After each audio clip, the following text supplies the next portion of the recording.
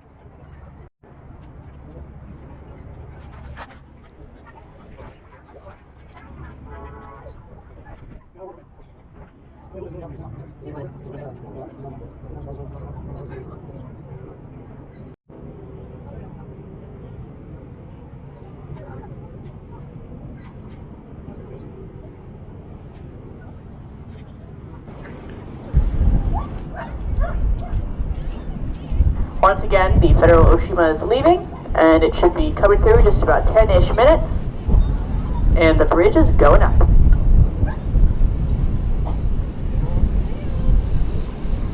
Good afternoon, visitors. The vessel that you see departing through the Duluth Ship Canal is the Federal Oshima.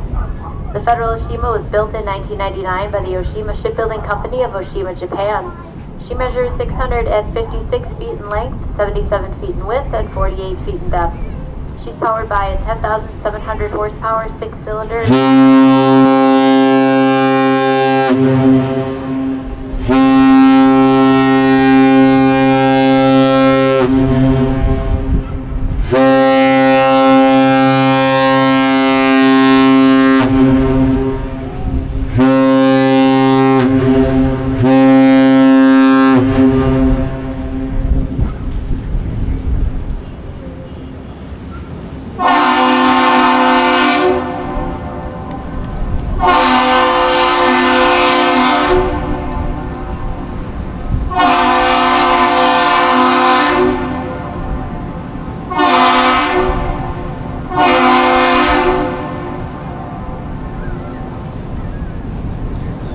That 3 long and 2 short whistle exchange that you just heard between the ship and the lift bridge operators, the master salute. The Federal Oshima's engine gives her a top speed of 14 knots for about 16 miles an hour. She's also equipped with a bow thruster to aid her maneuverability in port. On her deck, she's got 6 hydraulic foldable hatches which open into 6 cargo holds located below deck. These cargo holds give her a maximum carrying capacity of 20,700 tons. Above her deck are 3 cranes which are capable of carrying 33 tons each, which allow her to unload or load general cargo. For example, cargo containers, pallets, or project equipment. She's owned and operated by the FedNav Corporation of Montreal, Quebec, Canada, and she is registered in the Marshall Islands. The registered country isn't necessarily where the ship or crew are from, but whose laws the ship or crew follows.